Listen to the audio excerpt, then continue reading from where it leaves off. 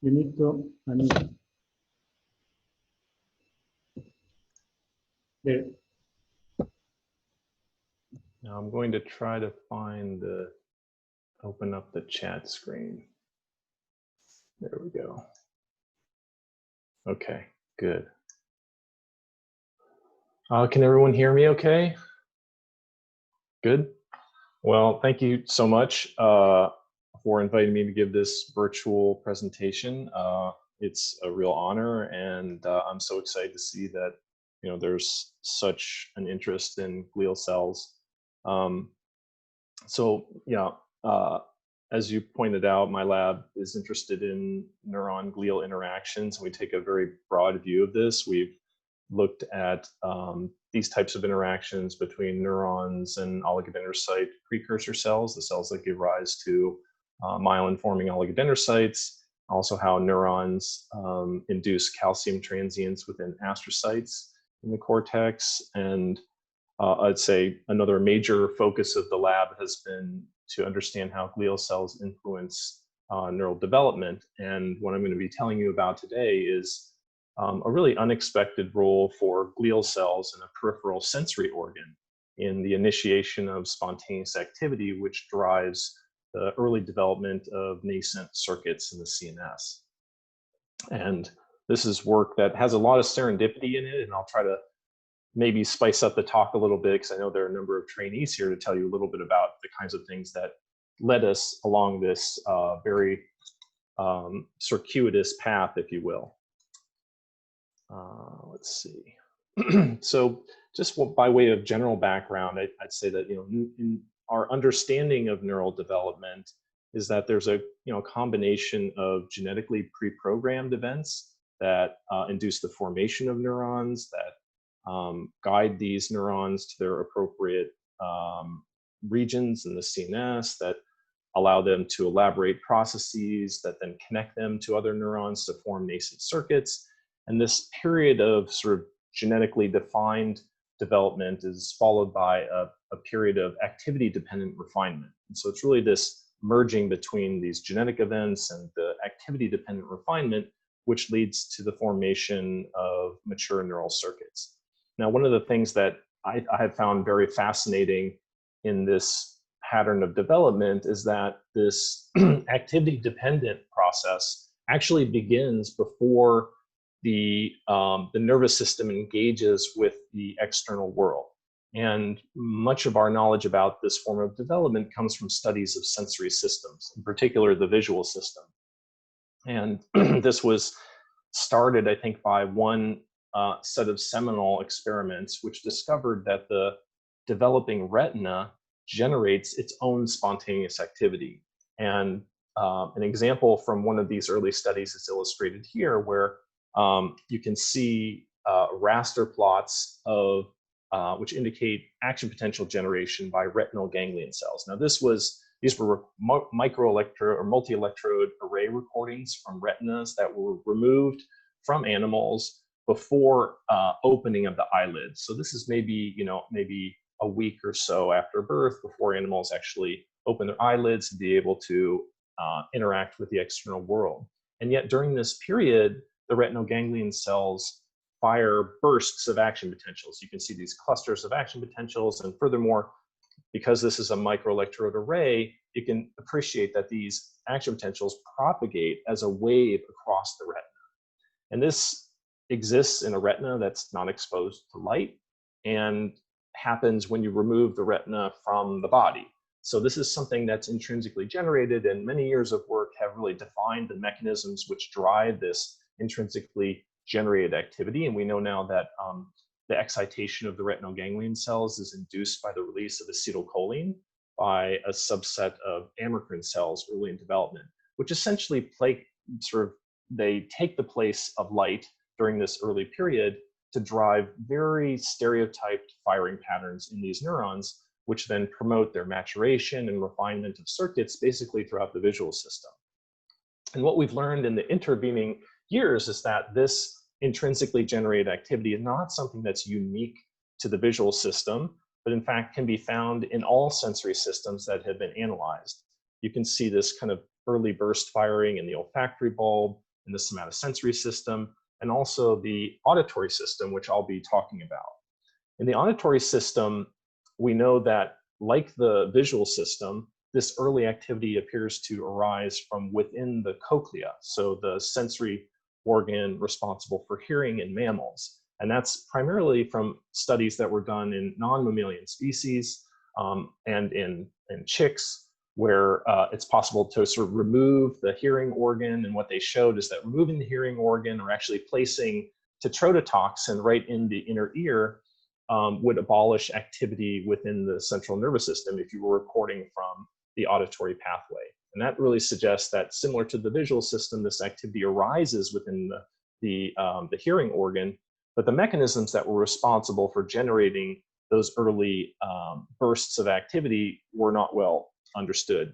Now, one of the things about the cochlea, it's in mammals, it's encased in this bony shell, but you can actually free it from the animal and place it in a dish in a whole mount preparation. So basically it's a coil. You can cut the coil into segments and put it into the dish. And the beauty of this system is that it retains all of the interactions between the hair cells, the neurons, and the supporting cells together in this preparation. So in many ways, it's similar to like a retinal cup explant that you would take out.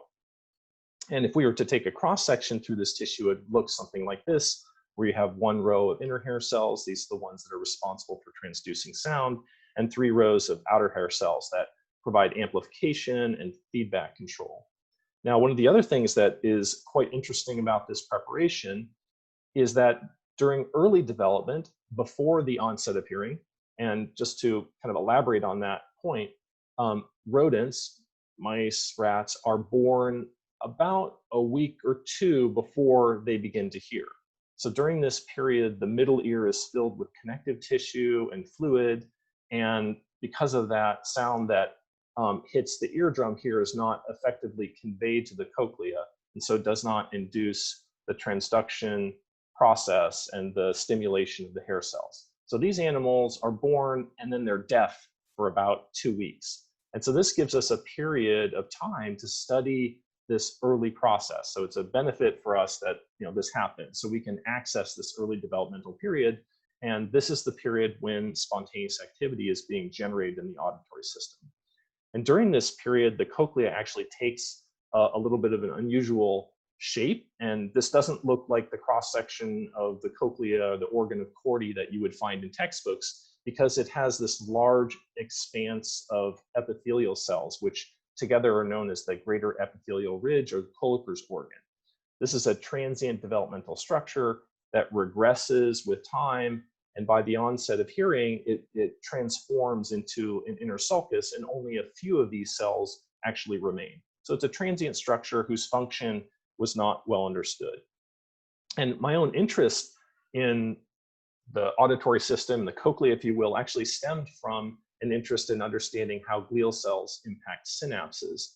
And it turns out that the supporting cells, that these columnar epithelial-like cells here, share many properties with astrocytes. And I've listed some of them here. I won't go through all of them, but these are the kinds of things that we would use to describe astrocytes in the CNS. And maybe it's not surprising, because these supporting cells are ensheathing the hair cell and the postsynaptic dendrite of the spiral ganglion neuron. This is a ribbon synapse, which releases a lot of glutamate. And so there are specializations of these cells which are conserved with astrocytes in the CNS in terms of conservation of function. They have to do these things because it's a functional synapse, and there are jobs for the supporting cells that are required to make sure that those synapses function optimally. And when I sort of began these studies, I thought this would be a fantastic preparation to look at synaptic transmission and the interaction of supporting cells with synapses, because this is one of the few preparations where you can get electrical access to all of the compartments. The hair cell is essentially the presynaptic terminal. You can record from the hair cells. You can actually patch the postsynaptic dendrite, the bouton, at the base of the hair cell. So it'd be like patching a dendritic spine. And you can record from the associated glial cells. And so this seemed like a fantastic preparation to sort of get access to all these compartments to study, where glutamate goes once it's released, and how these cells impact synaptic transmission. So we started recording from these cells in these organs of Corti that were removed from animals before the onset of hearing, and then made a really striking discovery, and that was that these cells exhibit robust spontaneous activity. So you record from them under voltage clamp conditions in these isolated preparations, and you find that these cells exhibit this spontaneous activity, which is represented here by these downward deflections or inward currents that are highly variable in amplitude and time course. And note the scale bar here is 10 seconds, not milliseconds like synaptic responses. These are fairly slow deviations of the membrane potential. And if you were to record in current clamp and just let the cells respond, they would exhibit large depolarizations. And why this was surprising to us was because if you were to record from an astrocyte in a brain slice from, let's say, the cortex or hippocampus, this would be a flat line. There would be no activity at all. So this is some very unique spontaneous activity exhibited by a supporting cell. And as I mentioned, we knew already that the cochlea was responsible for generating spontaneous activity. And so I guess pretty naively, I thought when we first saw these responses that if we could understand the mechanisms that are responsible for generating this spontaneous activity, maybe we would learn something about what is responsible for generating spontaneous activity throughout the auditory system. And so we started from that basic premise that, you know, maybe this is a very interesting phenomenon, and maybe it has something to do with the engine which drives activity. And what we found was that using pharmacology primarily, is that this activity was abolished by antagonists for purinergic receptors. So it was surprising because this is a glutamatergic synapse. I'm going to put on my laser pointer here. So this is a glutamatergic synapse. It's a ribbon synapse, releases a lot of glutamate. And so you might expect that, oh, maybe this is mediated by glutamate. It's not. Actually, it's mediated by ATP, and purinergic receptors antagonists block this response. And if you apply ATP to the preparation, you will produce a large inward current in these cells. So that's the first sort of unexpected aspect of this spontaneous activity. And that was where this study kind of, I would say, languished for a while. And that was because we discovered a phenomenon, but this activity was not blocked by glutamate receptor antagonists or things that altered the activity of hair cells or even tetrodotoxin. Had no effect on this. So that left us with the unfortunate, I guess, observation that this was some activity that was very specific to the supporting cells, but didn't seem to be related to the activity in the hair cells and neurons. So we discovered something unusual about these supporting cells, but it didn't tell us anything more about spontaneous activity in the auditory system. And that was until a student in my lab made a very surprising discovery, and that is that you can actually visualize this spontaneous activity just by using transmitted light passed through this preparation. And I'm going to show you a movie of these differential interference contrast images. Now imagine we're looking down on this preparation of the cochlea. The hair cells are all lined up here. And this is this expanse of columnar supporting cells, and we're looking at cross sections through them. And what he discovered was that if you just make time-lapse movies of it, you can actually see changes in the optical properties of this preparation. And those changes are specific to these supporting cells. And so just to sort of jump ahead, what we found was that these supporting cells undergo a shrinkage transiently. Groups of them will shrink, and that actually increases the extracellular space. Maybe I'll try to play this again. And that creates these little spaces between the cells, so it shows the preparation kind of little regions. And to jump ahead, what we found was that this activity was also blocked by purinergic receptor antagonists, and it followed the inward currents that we see in the supporting cells. So there's a functional relationship between these two responses. But importantly, if we map out these events, we can see that they were clustered very close to where the hair cells were found. So the hair cells are these little spots in between the little fingers of the supporting cells that come up near them. So even the little fingers of the supporting cells undergo this shrinkage or crenation. And these events, as I just mentioned, are also mediated by ATP. And if you apply ATP to the preparation, the entire thing will shrink really dramatically. So why that's important is because by mapping out where these events occur, it tells us where and when ATP is released in the preparation. We don't need an ATP sensor. We don't need like anything sophisticated. We just have to look at the preparation and it shows us where and when ATP is released. And it was showing us that ATP was being released right near the hair cells. So that suggested, maybe ATP is actually acting on the hair cells directly. And so we then recorded from hair cells in this preparation. And if we were careful to make sure we didn't strip away all of these supporting cells, we could see that the hair cells also showed robust spontaneous activity, slow inward currents, and here's the time scale. Again, these are very slow events. They kind of, you would imagine, they kind of ripple. And many of these were large enough to induce the hair cells to fire calcium action potentials. The hair cells are excitable during this early period of development, and they fire calcium spikes if the depolarization is large enough. So this shows that hair cells actually have spontaneous activity, which is very reminiscent of what we see in the supporting cells. So maybe there was some relationship between them. And so to address this, we made simultaneous recordings from the hair cells, from these glial cells, and then we also monitored the change in the shape of the cells. And you can see here in this short segment of recordings that there's basically one-to-one correlation between these different events. When you have a response in the supporting cells, you have a response in the hair cells, and that's associated with a change in the shape of the supporting cells. So what that means is that there's not like 3 different types of spontaneous activity that are happening in the preparation. They are all linked together. And in fact, all of these events are blocked by purinergic receptor antagonists, suggesting that they have a common origin that induces all of these different events.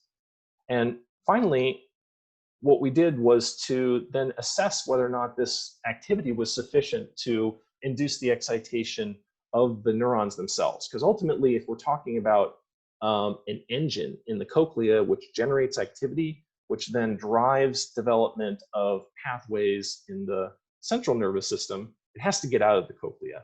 And the cells that are responsible for transmitting that activity normally in the cochlea, so information about sound, are the spiral ganglion neurons. And we can actually isolate the cochlea with the ganglion attached. And we made cell-attached patch recordings from these cells. And what we found was that these cells also exhibited very robust burst firing. So these are high frequency generation of action potentials in these cells that are spaced out with long periods of silence. So they have these brief bursts of activity. And so we wanted to know if this activity is related to the large depolarizations that we see in hair cells. And indeed, if you make recordings of the shrinkage events, which I mentioned to you was generated by ATP release from the supporting cells, you can find that each one of these bursts is correlated with one of these shrinkage events, indicating that ATP was released right near the hair cell, which is presynaptic to this neuron that we were recording from. And in fact, these bursts of action potentials are also blocked by purinergic receptor antagonists. Linking all of these things together suggests that the supporting cells are really playing a critical role in generating activity. And I want to just highlight one point, in that this is an indirect mode of excitation of the nerve. That is, what we're suggesting is that these supporting cells are responsible for activating the hair cell and releasing glutamate, which then excites these neurons. And to illustrate that, we did calcium imaging of these spiral ganglion neurons, and you can see groups of these cells which become active, and that activity is completely blocked by an AMPA receptor antagonist NVQX, indicating that the activity in the neurons requires the functional synapse here, the excitation by the inner hair cell, and that'll become important later. And here's the little bit of group data. So each one of these traces is the fluorescence change in individual spiral ganglion neurons. There are 50 cells here. You can see that many of these cells show correlated firing, but this activity is completely blocked by NVQX. The cells are still there because if we depolarize them with potassium, we get nice calcium rises in the cells. So again, the way that this excitation is happening is indirect, and it's based on excitation of the hair cells. So this and a lot of other experiments, which we don't have time to go through, have led us to the following sequence of events, which is responsible for excitation. And I will admit that this turned out to be far more complicated and frankly indirect than we had ever anticipated. And I think that the reason it was unexpected is because you would imagine that if these cells are releasing ATP, why doesn't ATP just diffuse over and excite the hair cell directly? That would be a really easy way to induce excitation. But it turns out that the ATP that's released by these cells actually acts on an autoreceptor on these cells. So it's sort of a self-excitation or activation of the supporting cells. That induces a rise in intracellular calcium. That calcium rise then activates these calcium-activated chloride channels. We've identified this channel, this TMEM16A channel, that induces chloride efflux. So these cells have a high intracellular concentration of chloride. Chloride leaves through these channels, and when chloride leaves, it draws water out of the cells. And when the water comes out, it causes these cells to shrink. So that explains why when you activate the ATP receptors in these cells, it causes the cells to change their shape. And when chloride leaves, potassium is drawn out of the cells. So you have an anion coming out, and to maintain the electroneutrality, a potassium ion is drawn out of the cell at the same time through sort of leak potassium channels.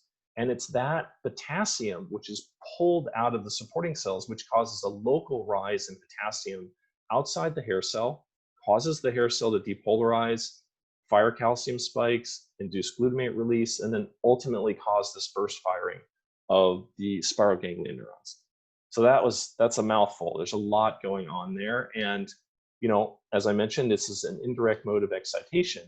And, you know, it struck me when, you know, we put together all of this data is that it's very reminiscent of these cartoons that were made by this artist, Rube Goldberg. And so what he was famous for was making machines that were overly complex to do a simple thing. And here's an example of one of these cartoons, which was he called the automatic dishwasher, which was developed by, you know, these parents who wanted to go to the movies but they needed to wash the dishes, and they knew when they left that their cat would become lonely, it would start to cry, that would scare the mouse and trigger this cascade of events involving activation of a lighter, which tripped the sprinkler system, which washes the dishes. And when the water starts to flow, it induces the turtle to go looking for the river, which turns on the heater to dry the dishes. And, you know, so again, this is a really overly complex system to wash dishes.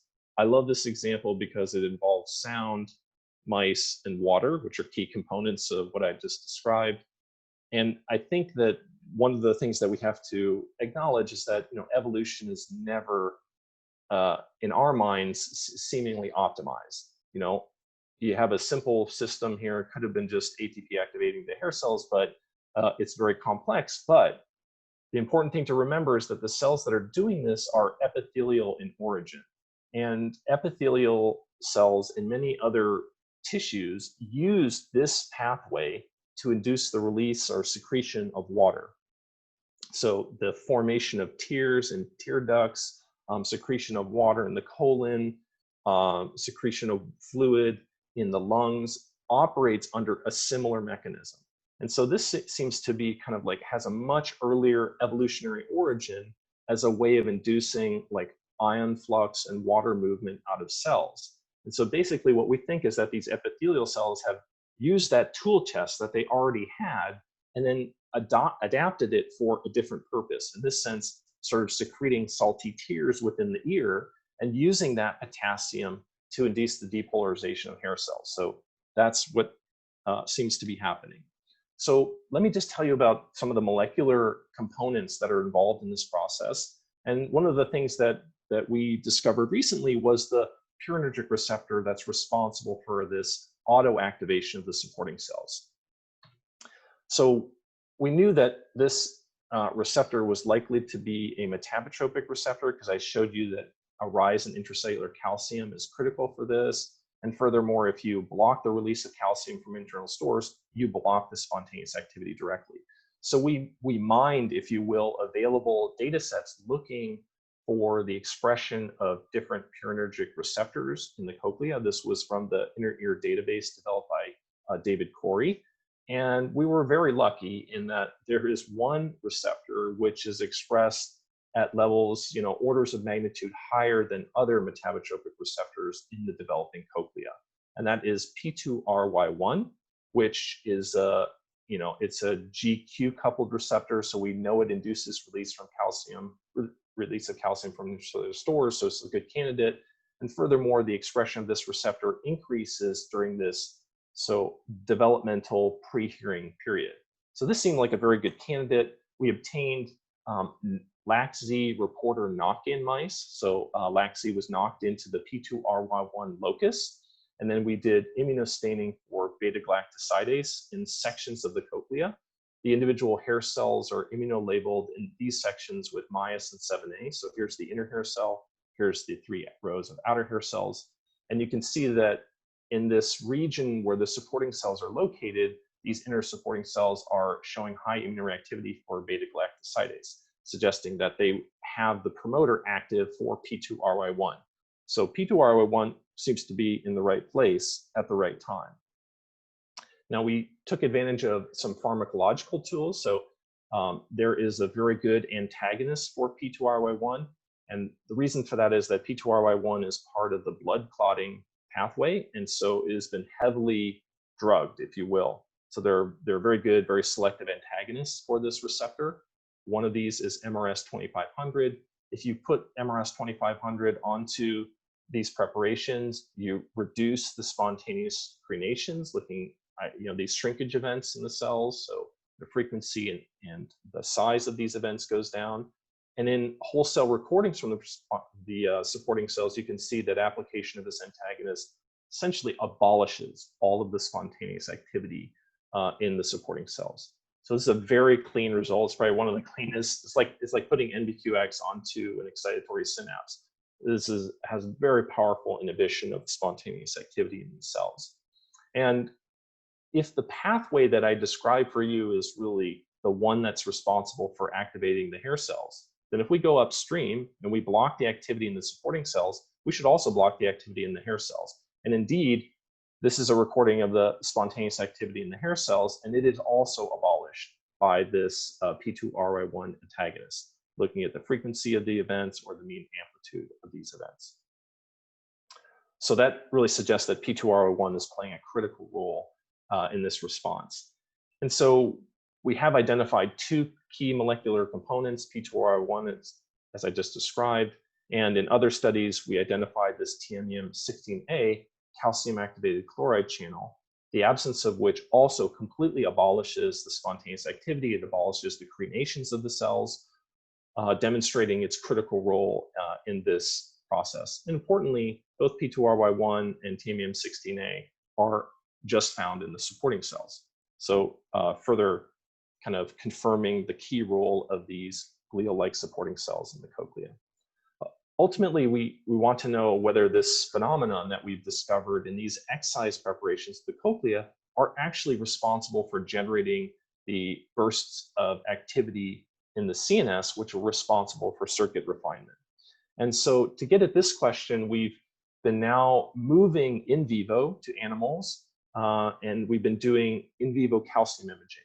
And for this, we take advantage of a mouse line that was generated by the Allen Brain Institute, in which this genetically encoded calcium indicator GCAM6 is expressed under a pan neural promoter, SNAP25. So essentially all neurons in the brain are expressing GCAM6. And then we use a macroscopic imaging method where we visualize large areas of the brain at one time. And this is an approach that was pioneered by Michael Crayer at Yale for looking at spontaneous activity in the visual system. And we've repurposed it for studying activity in the auditory system. And for this, we focused on the midbrain. The midbrain contains the colliculus, the superior colliculus, and the inferior colliculus. For the purposes of discussing this right now, the superior colliculus you can think of as getting input from the visual system, the retina, and the inferior colliculus gets input from the auditory system, the cochlea. So it's kind of nice. We have two sensory regions that we can visualize spontaneous activity in at the same time. And then we just do time-lapse fluorescence imaging. And I'm showing you essentially raw movies right now of fluorescence changes. You can see this prominent wave-like activity that's passing through these neurons here. This is actually the image of the wave of activity that's going across the retina. You can actually see it play out in the superior colliculus. And if you focus in this region, you can see that there's also robust spontaneous activity, but it takes a very different form. And I can show you that in a little bit more detail if I zoom into the two lobes of the inferior colliculus. So you can see that there are large numbers of neurons that are showing correlated activity in this preparation. And the activity is stochastic, it's episodic, it doesn't show a lot of like wave-like propagation, it's more chopper-like, and it has an orientation, which is, you can see it's sort of at a diagonal here. And if we do 2-photon imaging, we can see that actually these are the neurons that are undergoing these calcium changes in the preparation. And you can appreciate that neurons that are even very close to each other may not show correlated firing. So you basically get little groups of neurons in this alignment showing correlated activity. And this analysis here, which just marks out the fluorescence changes over time in different neurons, you can see that this group of neurons is highly correlated, but not correlated with the ones right next to it. And I'm just showing you that to illustrate that there's very spatial segregation of correlated activity of neurons within this developing sensory system at this age. And one of the beauties of this system is that we don't have to input any stimulus. These animals are anesthetized during the surgery, then we wake them up, so they're awake, and they generate all this activity themselves. And what I'm showing you is spontaneous activity or activity in the auditory system, which is not induced by sound, and yet has properties of sound, as I'll show you. So this is an example of two different events, and if you sort of merge them in time, you can see that they're very spatially discrete, but over time they start to cover the entire inferior colliculus, and we can compare that to the responses of the neurons that are generated when we apply sound to the animal. So when we play sound to the ear, in this case the left ear, it will generate patterns of activity which are remarkably similar to the spontaneous events. So low frequency sounds produce activity in the central region, high frequency sounds produce activity that spread out towards the borders of the IC, and that mimics what we see in the spontaneous events. So what this tells us is that the cochlea is essentially playing pure sounds during this period of development, even though there's no sound put at all. So it's basically generating these little sounds. And so this leads us to the model that we have localized activation of hair cells within discrete regions of the cochlea. If you have an event that randomly happens in the apex region of the cochlea, which is where low frequency sounds are detected, it will produce a band of activity in the central region. If you have an event that happens in the base, which is where high frequencies are detected, it will produce this doublet of events that is out at the edges of the IC. So it's very consistent with the patterns of activity that we see in the cochlea. But we really have to prove this. And one of the ways that we can prove this is by doing ablations of the cochlea and some other pharmacological experiments, as I'll show you. So one of the ways that we analyze this is to put regions of interest, circles essentially over the two lobes of the IC and measure the overall fluorescence change that we see, like this. And then we can represent these on graphs or plots by horizontal lines, where the length of the line indicates the degree of, or the amount of fluorescence that change that occurs. So you can see that the line is larger on the right side because there was more fluorescence change here. And the degree to which the right side was larger than the left is indicated by this little lollipop on the end of the stick. And if we play out all of this spontaneous activity, you can appreciate that it's just really random. I mean, it flips back and forth. Sometimes the left is larger, sometimes the right is larger, and so forth. But if you integrate this activity over time, you can see that it's extraordinarily well balanced. So there's basically the same amount of activity that's happening in these two different regions, And in fact, if you look at the high and low frequency regions, they're also exhibiting, overall the same amount of activity. So this sort of random pattern of activity that happens in the cochlea, over time, if you integrate it, produces correlated firing of neurons that will ultimately be responsible for processing similar frequencies of sound. And so if we think about Hebbian principles where fire together, wire together occur, then this mechanism provides a way to induce firing of these neurons that are assigned to similar parts of sensory space. So does this activity actually arise from the cochlea? So if we remove the right cochlea from these animals prior to imaging, we see a great decrease in the amount of activity on the contralateral side. And there's a primarily contralateral flow of information as it crosses in the brainstem.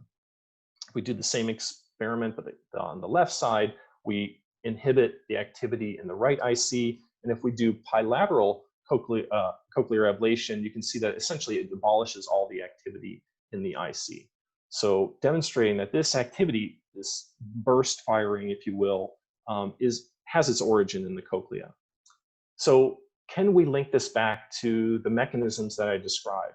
And so to address this, we used a pharmacological approach where we acutely administered this MRS compound to the animals. So we blocked the P2RY1 receptor, which we know is critical for inducing the activity, and we asked, can we get enough of this antagonist in the organ of chordee, in the inner ear, to manipulate the activity? And so I'll show you a continuous movie. So it's sped up rapidly. If you just focus on these regions here, you can see that after we inject IP, this compound, there's attenuation of the spontaneous activity within the IC.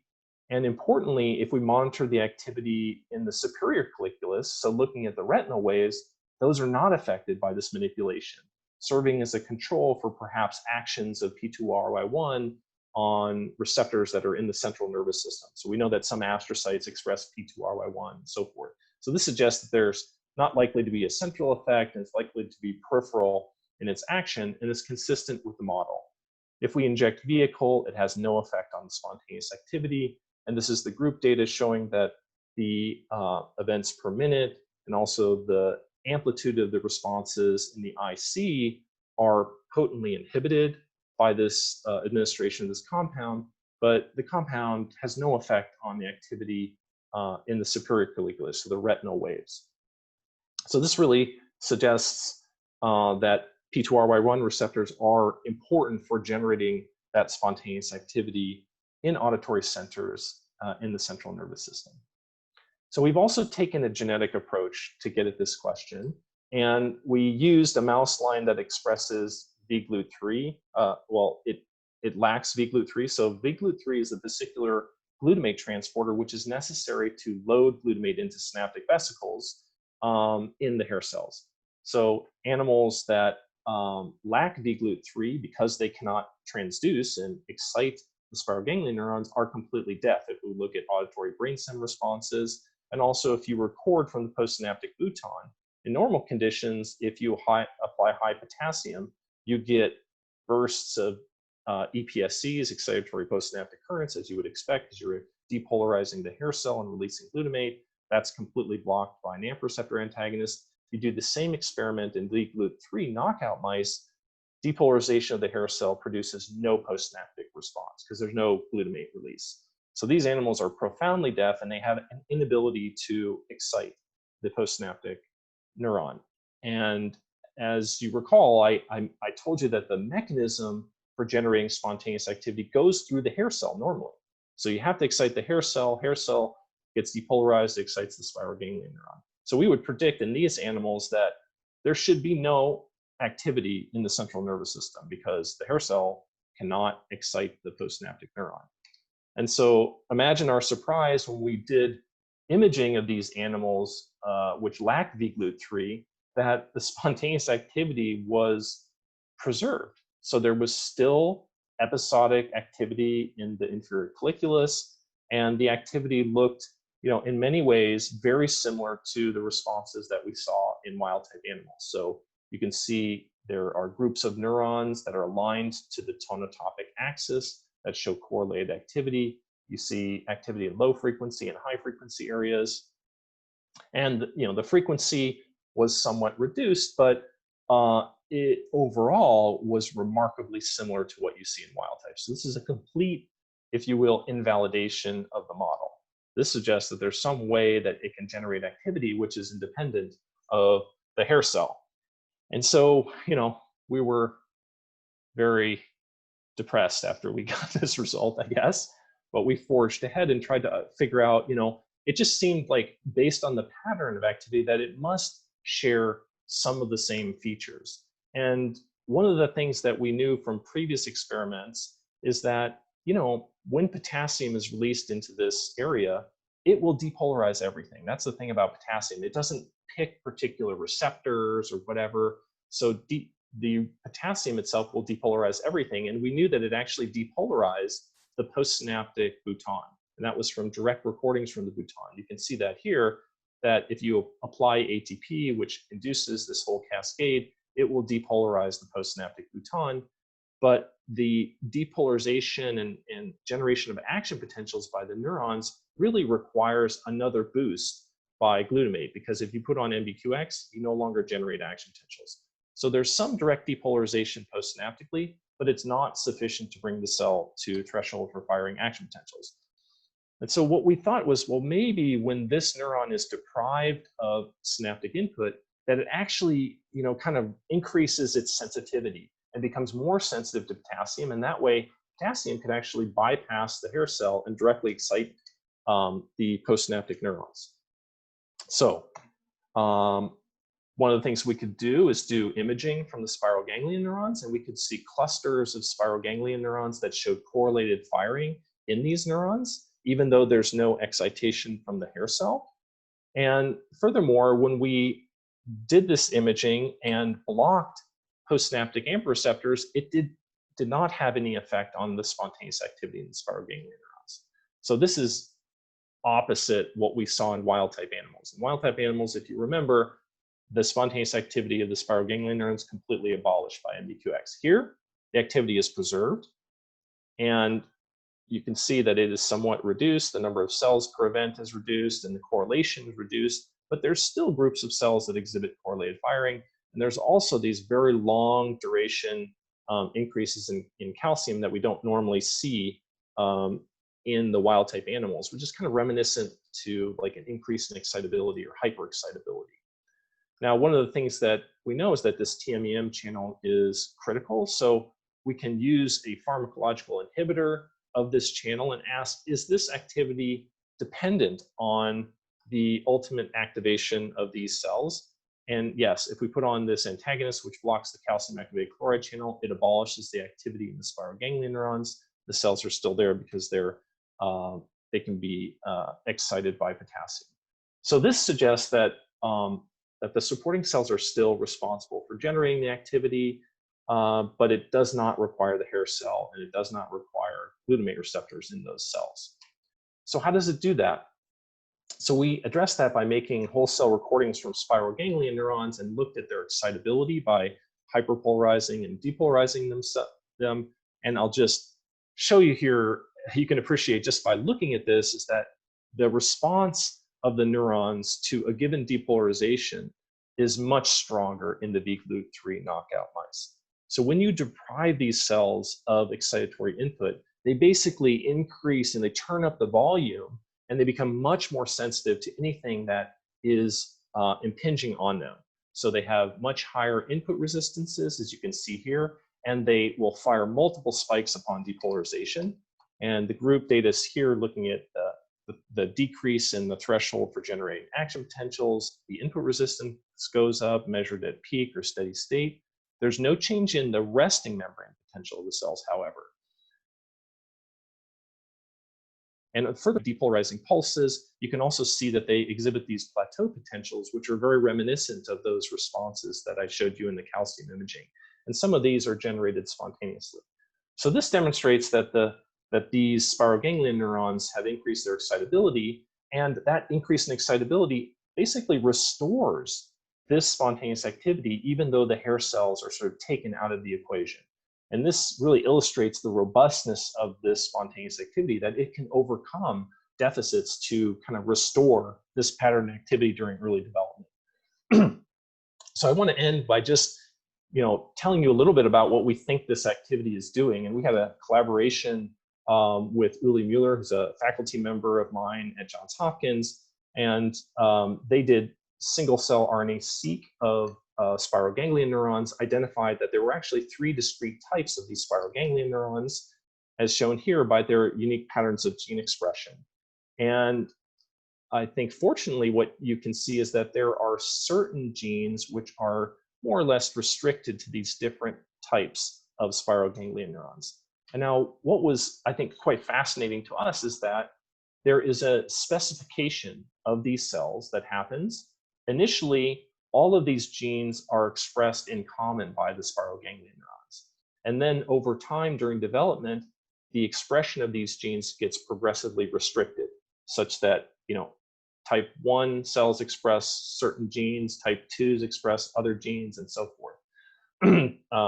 And so what I'm plotting here is a change in the number or percent of type 1 spiral ganglion neurons that express calbindin-2, calbindin-1, this PAL4F1, and NGF receptor. And you can see that there's a progressive decrease or specification of these cells during development.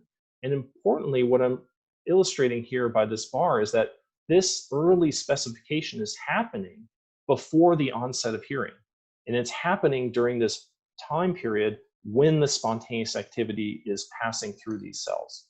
And so we looked at the patterns of activity exhibited by the spiral ganglion neurons in the Vglut3 knockout mice. And as you might expect, based on their increase in excitability, they're much more spontaneously active. So the pattern of activity that they exhibit is distinct from that exhibited by spiral ganglion neurons in control animals. And when we look at the specification, we can see that there's, at P14, there's a difference in the percent of type 1 spiral ganglion neurons that are expressing calbindin-2, 1, PAL4F1, and NGFR. So what this illustrates is that the pattern of activity that these cells are exhibiting is altered, and correspondingly, there's an altered specification of these spiral ganglion neurons, linking these patterns of activity during early development to the developmental progression or maturation of these neurons. So let me just summarize what I've shown you this morning or this afternoon for you. I've shown you that spontaneous activity in the auditory system is initiated by ATP release from these supporting cells. So it's an auto activation, and it arises within the cochlea. The spontaneous activity persists in animals that carry deafness mutations. I've shown you results from the mice that lack Vglut3, so that basically the hair cells are no longer able to excite, and yet there's still spontaneous activity. And subsequent to this, we've done a lot of imaging in mice that lack connexin 26, which is mutations, loss of function mutations in connexin 26 are responsible for most forms of congenital deafness. And those animals also exhibit robust spontaneous activity. At the end, I showed you that spontaneous activity promotes the maturation and specification of the spiral ganglion neurons. And as I mentioned, the connexin 26 is this, it's a gap junction, and it's responsible for deafness. And why this is so interesting to us is that connexin 26 is exclusively expressed by the supporting cells in the cochlea. And so this is a mutation which leads to deafness, and yet is not a mutation in the transduction apparatus, in the glutamate receptors, and sodium channels in the neurons. It's actually a gap junction that couples all of these supporting cells together. And we're now using our knowledge about these supporting cells and the spontaneous activity to gain insight into how mutations in this gap junction actually lead to deafness in animals. And finally, I've described a mechanism that is able to generate spontaneous activity in the auditory system in the absence of external sound. So many of you may be familiar with tinnitus. We've all had the experience of ringing in our ears when we're, go to a concert or exposed to loud sounds. Sometimes taking antibiotics or aspirin will invoke this phenomenon. And so this is a phantom precept, is a phantom detection of sound. And I've shown you a mechanism which is able to generate activity in auditory neurons when there is no sound. And so we think that there could be a role for these supporting cells in generating spontaneous activity in the auditory system in the absence of sound. And we know that intense sounds and injury to the cochlea induce the release of ATP. And so it's possible that this mechanism, while it normally goes away before the onset of activity, can be reactivated, perhaps in a normally a protected mechanism in response to intense sound. So I'll end there and just want to say that I have been very fortunate to have the chance to work with some very talented people in my group, some of whom are shown here in photos. Travis Bavola, former student, did all of the work on P2RY1 and in vivo imaging. Han-Chin Wang identified TMUM16A as the calcium activated chloride channel. Much of this work began with Nicholas Tritch. He was the person who discovered the spontaneous crenations, which really were the conceptual leap, I think, which allowed us to understand how this excites the hair cells. And Wendy Zhang Hooks was responsible for looking at activity-dependent refinement of the spiral ganglion neurons. We have a lot of collaborators who have had critical input to this project over the years and received support from both foundations and the NIH for this research. So thank you very much. I would be happy to take questions, either speak up or type into the chat box. I might need a translator. Okay, so now everyone can unmute and ask if you want. Thank you, Dwight. I have a question. It was a wonderful talk. I really enjoyed it. I have several questions. I'll go with one and then let other people ask. And if there is time, I can ask again. It's very convincing that the supporting cell can directly excite the spiral ganglion cells. But because there is a shrinkage in the system, there is a possibility for a mechanical traction of the hair cell with this extrusion of water. So is there a contribution of that mechanical traction besides all the rest that can contribute to magnify that excitation? That's a fantastic question. And I think to sort of emphasize that point, what we know is that the transduction apparatus is fully functional, if you will, right around birth. And so it's not just that the hair cells are there and that they form functional synapses. Actually, the hair cell stereocilia and the ion channels that are responsible for mechanotransduction are already formed well before the onset of hearing.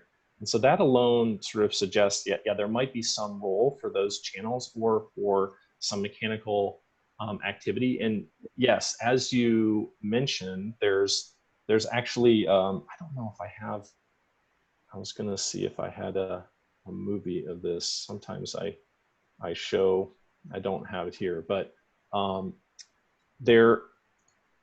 some of the large events that are produced by the spontaneous release of ATP induce enough crenation that they actually cause the hair cells to move. And if you image the stereocilia, you can actually see the stereocilia move. So it is possible that that amplifies the effects that we see through the potassium release. Absolutely, that is possible. It is somewhat of a hard question to answer. So one of the things that you might want to do is say, well, why don't you just look at spontaneous activity in mechanotransduction mutants? You know, because then you could, by subtractive analysis, say how much is the contribution from the mechanotransduction. The problem is that the mechanotransduction channels are open at rest, and so they provide a tonic depolarization of the hair cell at this age. And if you mutate the channels, the hair cells hyperpolarize and they become less sensitive to the potassium that's released from the cell. So then, you know, that you can see effects due to that manipulation, but you can't disentangle the resting depolarization effect from the mechanotransduction effect. So we're still thinking about ways that we might approach that. One thing that, you know, has to happen is you have to have shearing force in order for the stereocilia to be deflected. And at this early age of development, the tectorial membrane, which normally floats on top and allows that shearing force, is actually attached to the surface of the organ of Corti because it's being formed at that time. And so it may be that there's no shearing force that can be generated because of that. But I think it's very suggestive just by the fact that the transduction channel is there. And I love the idea that the spontaneous activity may actually go to the very first event. That is, that the supporting cells may actually trigger the mechanotransduction, because that's exactly what you would, I think, want to have happen if you were trying to initiate or mimic the effect of sound. You know, you're going to the very first step in the transduction process. So I think I like that idea, but it's kind of a challenging one to address right now. I see. Very interesting. Very interesting. Thank you. Sure. I have a question, Lore or Jorge. Go ahead. Go ahead. Dwight, Belen, how are you? Hey, nice to see you. Hi, nice to see you. My question is regarding tinnitus. I didn't quite understand the connection. Do you think that the spontaneous activity is at the genesis of tinnitus? It's driving tinnitus? Because we know that tinnitus, when it becomes chronic, it's independent of the inner ear. It's a central nervous system disorder. But what I see of this spontaneous activity is that if you produce damage, you sort of open a critical period where you see signs of the same signs as you see in the critical period. So it might be a window for intervention, this system, more than the genesis of what's producing tinnitus. So I would like to know your view regarding that.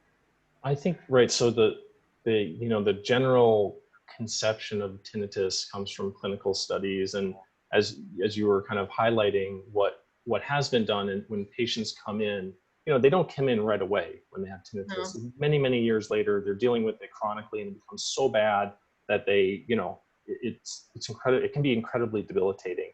And in extreme cases, surgeons have gone in and cut the 8th nerve, thinking that, it is coming from the ear. And what they found in a subset of patients is that cutting the 8th nerve would abolish or not abolish the tinnitus. And that suggests that, something has happened in the brain which creates these phantom sounds. But of course, this evolves over time, and tinnitus is something that can be extremely acute. And so we think that, early on, there could be a role for generating the spontaneous activity. And yes, as you mentioned, there is perhaps some change in the responsiveness of the cells. Maybe they reactivate critical period to become more plastic. I would say one of the things that's very clear about the auditory system is that it is designed to adapt, and it adapts very rapidly to changes in incoming input. I showed you what happens in mice that lack that excitatory input from the hair cells. They become hyperexcitable. And in basically every animal that we've looked at where there's a disruption of input from the cochlea, there are changes along the auditory pathway, often related to increases in excitability. So an increase in amplification of responses as activity progresses through the auditory system. So there's adaptation that's happening all over the place. It's hard to extrapolate from that to things that are happening back in the cochlea. All I'm suggesting is that acutely, we know that there's a mechanism by which these supporting cells can generate activation of the spiral ganglion neurons in the absence of sound. And so I think it is relevant to point out that P2RY1 continues to be expressed in the adult cochlea. So it's still there in the supporting cells. And so there may be a mechanism by which these cells are involved in generating some sort of activity or altering the environment there. And just to add one more point here, which is related to excitability, what I didn't describe is really what's the purpose of this change in extracellular space. And it turns out that change in extracellular space actually has a very prominent influence in excitability on its own. Because if you increase extracellular space around the hair cells and the neurons, you change the concentration of potassium and the ease with which potassium can diffuse through the preparation. And if you block those purinergic receptors, basically the extracellular space collapses potassium gets trapped around the cells, and the cells start to show increases in activity. They become depolarized.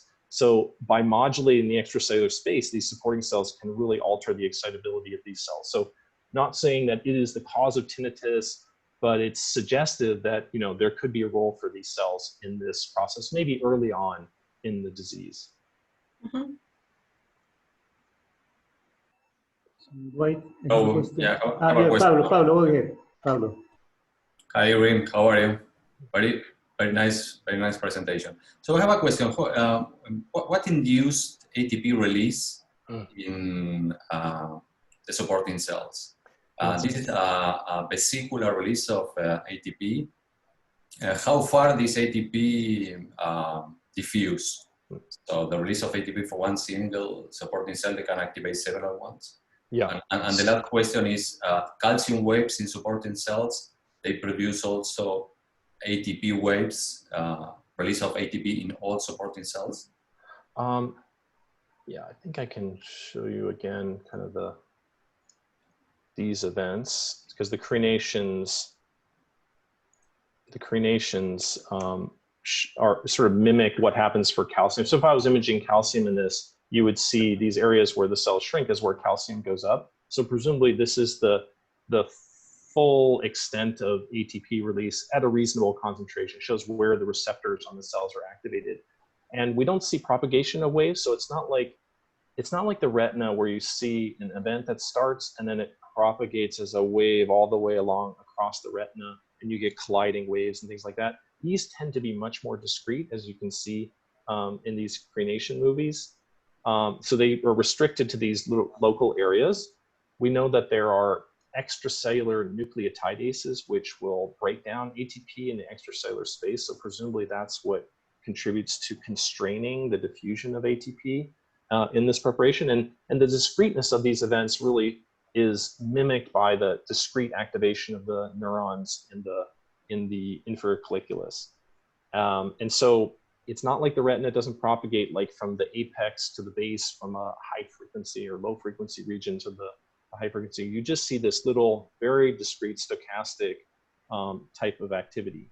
And so yeah, what's the initial event? What's the initial trigger for this? And how does ATP get out of the cells? We don't think it's vesicular because we've used things like baphlomycin, which block the proton pump, which is necessary to concentrate things like ATP and glutamate into synaptic vesicles.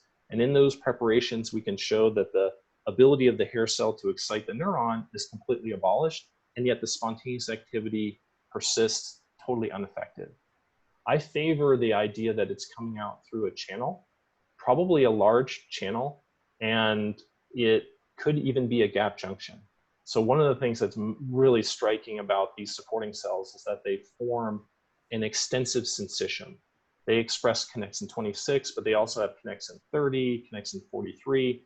And if you do immunostaining for connexins, you just find massive plaques of these things on the surface of the cells. And we know that many connexins can operate in a hemichannel mode where, you know, normally it's pairing between two cells, but sometimes you can have an unpaired connexin. And if an unpaired connexin were to open for a fraction of a millisecond, it would allow something like ATP to come out of the cells and would give rise to all these phenomena that I'm describing. And the period when these cells start to form these gap junctions is right during this early phase of development. And so it's possible that, you know, the cells are expressing the connexins on the surface, and just occasionally one of these things opens up, and that gives rise to the events. Now, we've looked at the connexin 26 knockout, and the activity is altered. It's reduced a little bit, but it's not completely abolished. So that would suggest that it's not exclusively connexin 26, but I'd suggest that could be connexin 26, connexin 30, maybe another connexin, or some other large channel which has a big enough pore which would allow something like ATP to come out of it. That's best guess right now, that it's something like that. Thank you. Okay, you showed that there are different subpopulations of ganglion cells. What may they differ? I mean, there are clusters of cells, of supporting cells that may kind of fate the cells to a certain subpopulation. And then you see also in the colliculus, in the inferior colliculus, that there are waves. That some of them in this low frequency, some of them of the neurons that are excited are in a line, and then there is a second wave behind, and so it's connected to the different subpopulations of the ganglion cells. So that's, yes. I mean, that's really forward-looking, and definitely those are the kinds of things that we're interested in now. The evidence that in the Vglut3 mice and in the TMIE knockout mice, so these are mice that one has the transduction channel mutated and the other has Vglut3 mutated, so there's no glutamate release. Those mutations lead to different patterns of activity in the spiral ganglion neurons, and they induce different changes in the expression of these genes. And so it does seem like the exact pattern of activity that the cells experience determines to some degree the nature of gene expression changes that they undergo during development. How you segregate out 3 different types of cells based on different patterns of activity is a great question, and I have no idea. And part of that is like we don't yet have a way of monitoring like the patterns of activity of these different spiral ganglion neurons over time during development. I think it would be an amazing experiment if we could, look longitudinally at an individual cell and follow its pattern of activity over time. And yeah, I think it's very suggestive that these cells must maybe experience different patterns, but we don't yet know how that's generated and what actually links the frequency of action potentials to these underlying changes of gene expression. But I agree, it's a super interesting question from the standpoint of like, how does activity ultimately couple to the maturation of these neurons? I'm sorry I don't have a better answer for you. It's something that we're thinking a lot about, but it's a challenging problem to answer. So Lorena, if you want to ask again. Yeah, I have another one. Go, Ellen, go ahead. Dwight, don't hair cells also express ATP receptors, and can't ATP activate directly the hair cells independent of potassium? Right. That's a great question, and that also has, I think, been really surprising. Like we never thought that P2RY1 alone would be responsible, because there are primarily P2X receptors. So these are receptor ion channels that can be gated by ATP. You can find functional receptors that are expressed by the hair cells. Not a lot of that has actually been done in mice, and the majority of the recordings that have been done, including by our lab, were probably done on outer hair cells. And these waves of ATP actually don't reach the outer hair cells. So, we're extrapolating a little bit. I don't think that critical experiments have been done from inner hair cells, but let's just allow that, these receptors are there. And I think it's possible that there could be a contribution of ATP directly on the hair cells. And yet, in these preparations, these isolated preparations, which, we're not biased in any way, we can show that the antagonist for P2RY1 completely abolishes the activity in the supporting cells. It abolishes the activity in the hair cells, and it abolishes the activity in the spiral ganglion neurons. So then how can that be? If there are other receptors on the hair cells, why don't they sense the ATP that's released? Well, one possibility is that where ATP is released is not the same as where the receptors are on the hair cells. So there could be some compartmentalization. It could also be that the concentration profile of ATP is not large enough, it's not sufficient concentration to induce reliable activation of those P2X receptors. It's also possible that in these excised preparations, maybe all of these hair cell receptors are desensitized, or something happens when we take the preparation out of the brain. And as I showed you with the in vivo experiments, when we give the antagonist for P2RY1, we don't abolish the activity entirely. And the activity that remains still has some of the same characteristics, which could be, an indication that there's another receptor there on the hair cells, which is preserved in vivo, but not seen in vitro for experiment, reasons that we don't we don't know, could be something to do with the experimental preparation. But yeah, it's a really interesting question because there are a lot of other purinergic receptors around in the cochlea at this age. Thanks. Another one. It's very clear that the Vglut3 knockouts are deaf, but I understand that they show activity, it's more activity, but they show activity and they show waves in the inferior colliculus. How disrupted do you think the circuit is if you were to restore responses to sound with a cochlear implant, for instance? How different would you expect it to be compared to a normal wired brain? Right. So great question, and something that I often talk about sort of at the end as a perspective, if you will, and that is that, you know, maybe even more relevant, we have mice where we've knocked out connexin, which, you know, loss of function mutations in this lead to deafness. These animals are profoundly deaf by auditory brainstem response measurements.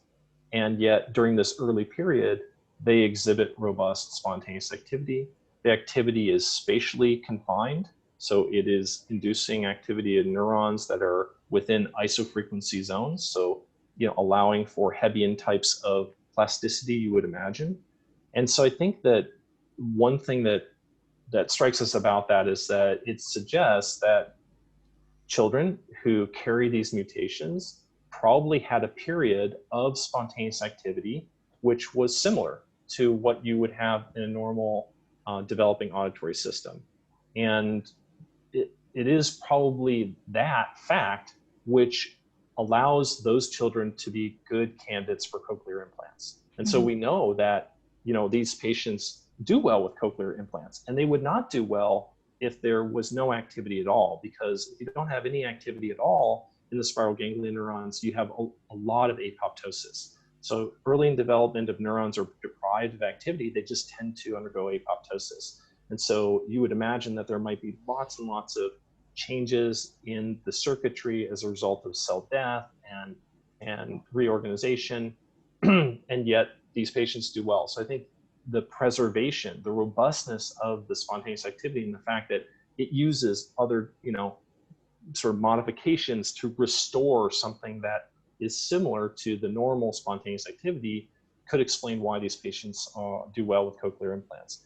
Now, it's not the same activity, and I think it's an interesting question as to, you know, what impact altered spontaneous activity might have on the development of the auditory system. And maybe if we could learn more about that, we could optimize the performance of cochlear implants to adjust for known deficits that occur or particular characteristics of the neurons and their excitability in the auditory system.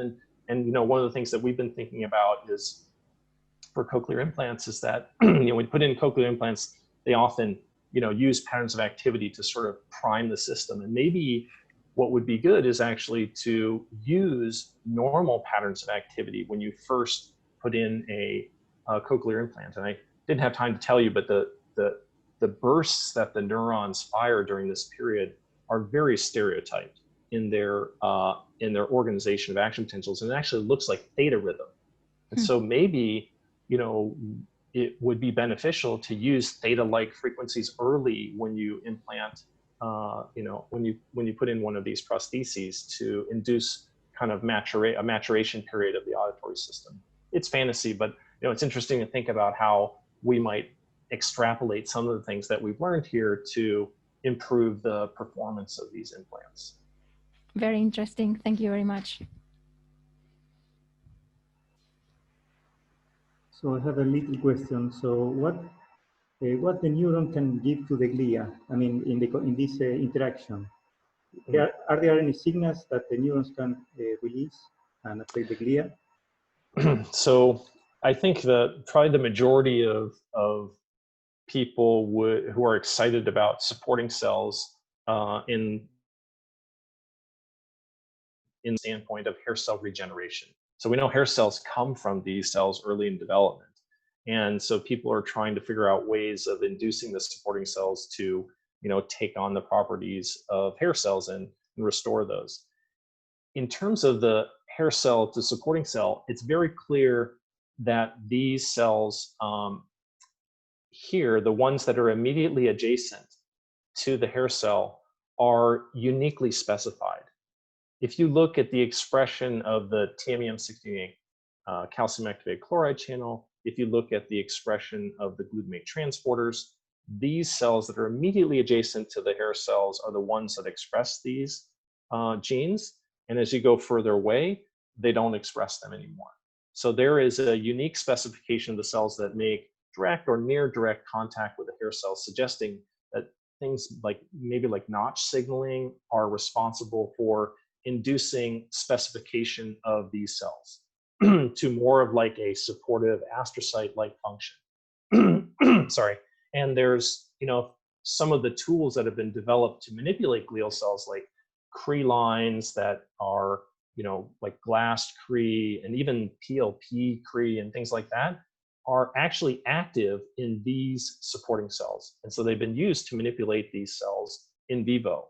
So we don't know a lot about the mechanisms that are responsible for signaling between the hair cells and the supporting cells, but certainly things like notch signaling are important for stopping the generation of new hair cells and things like that. So really controlling the extent to which these cells undergo transformation. But also it seems to be important for inducing specification of these cells to optimize their characteristics to allow them to support the synapses.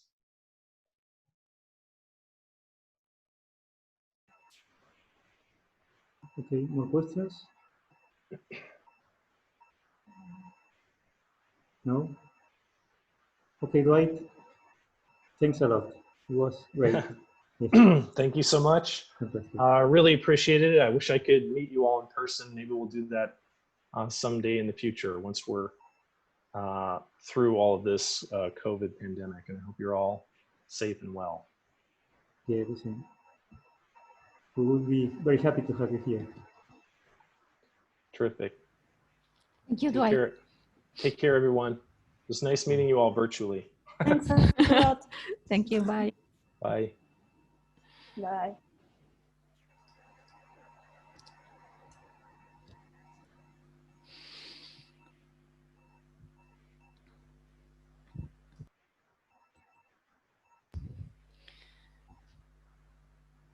Adiós a todos. Gracias, Jorge. Gracias, Lorena. Nos vemos. Nos vemos.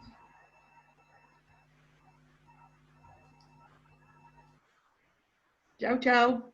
Chao, Yanina.